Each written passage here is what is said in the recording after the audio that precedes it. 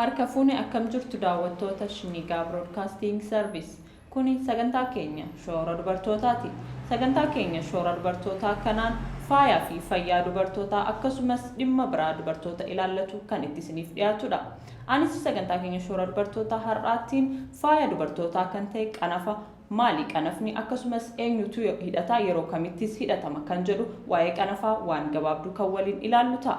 Sagantaa kana qopheessuun kan isin biraan gahu ani Rahmat Siraajii hanga dhumaatti turtiin keessan nu waliin haa ta'u.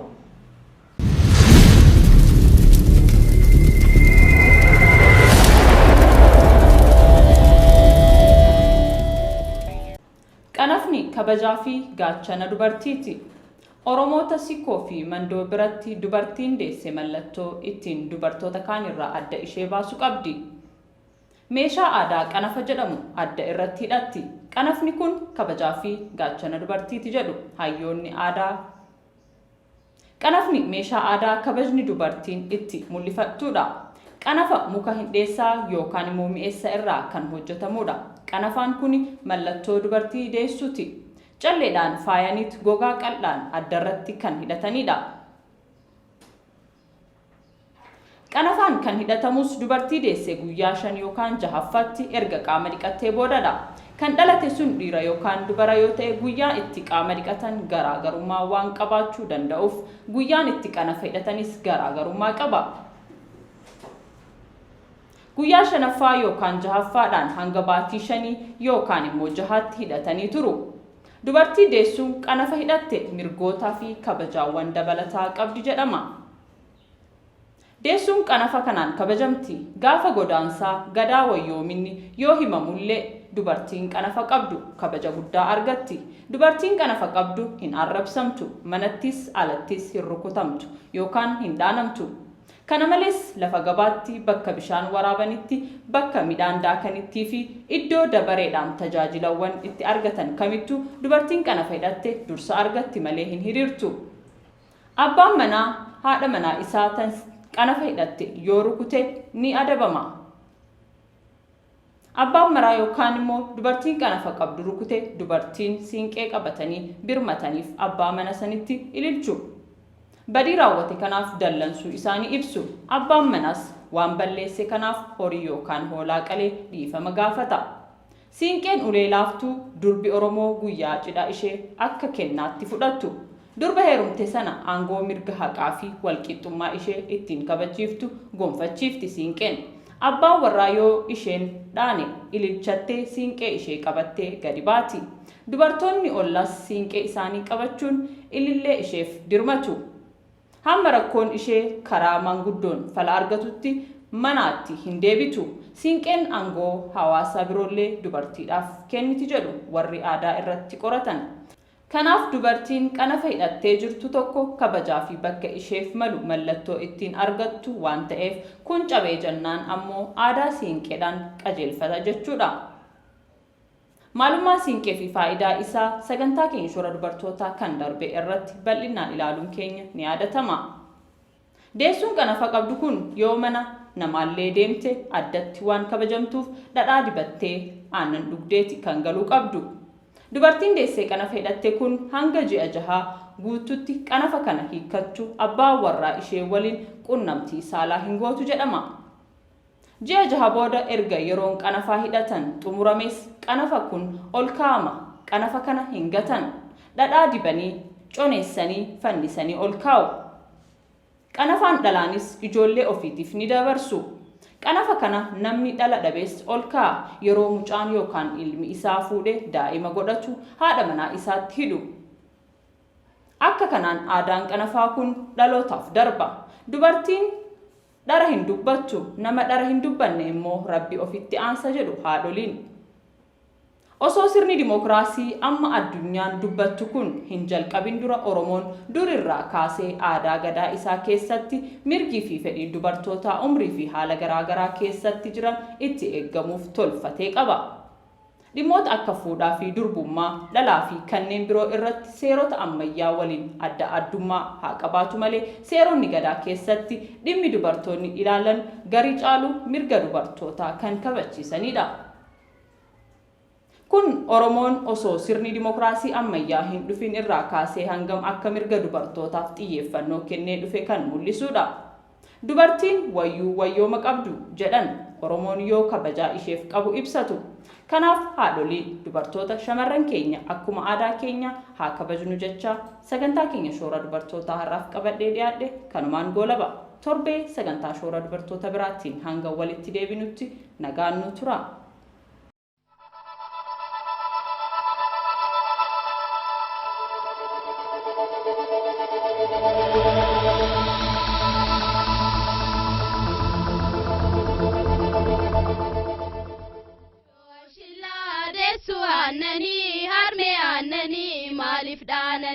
Ashor shillade suanani harme anani malik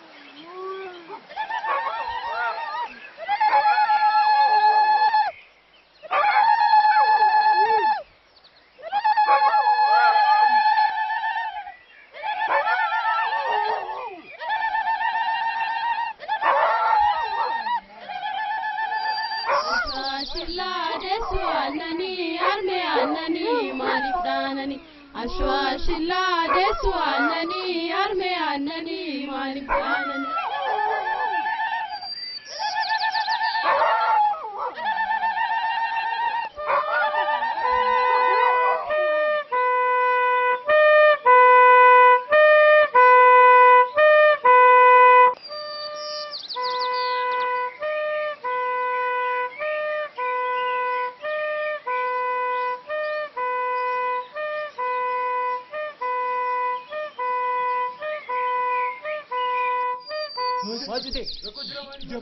जबे थाना दे जब से हो सर बे आगे रानो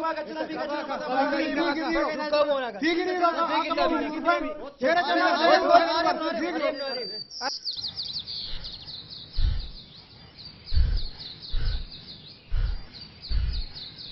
कभी कभी हो 70 रुपए माथा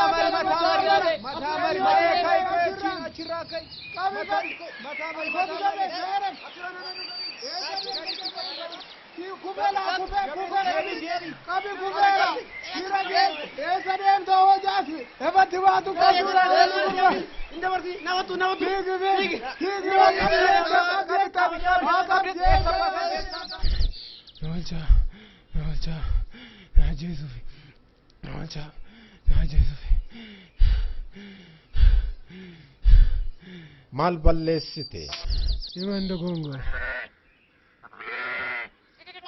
mal de gongorri ke hada warraki kanafani katinin dani hada mana ke anu ke let agenera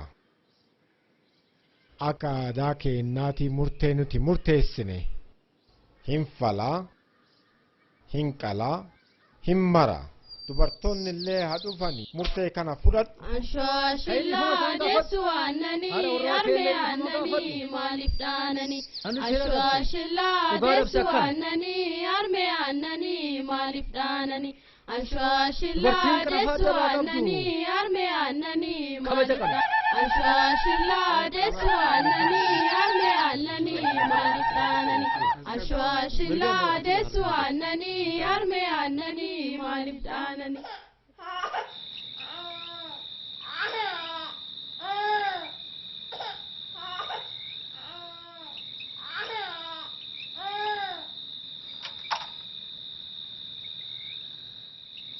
Hireegota dhageenya gurbaangoota dhageenya mee birageenya faaya fardaa faana lolootee gadillee warra tiyyaa faltuu nagootee atillee haa bariituu faltuun si baasaanillee gurbaa magaala dinqii nagoote dinqii haa bariituu faltuun si baasaanillee hireegota dhageenya gurbaangoota dhageenya mee birageenya faaya fardaa faana lolootee gadillee warra tiyyaa faltuu nagootee atillee haa bariituu faltuun si baasaanillee gurbaa magaala dinqii nagoote dinqii haa bariituu faltuun si baasaanillee hireegota dhageenya gurbaangoota dhageenya mee birageenya faaya fardaa faana lolootee gadillee warra tiyyaa faltuu nagootee atillee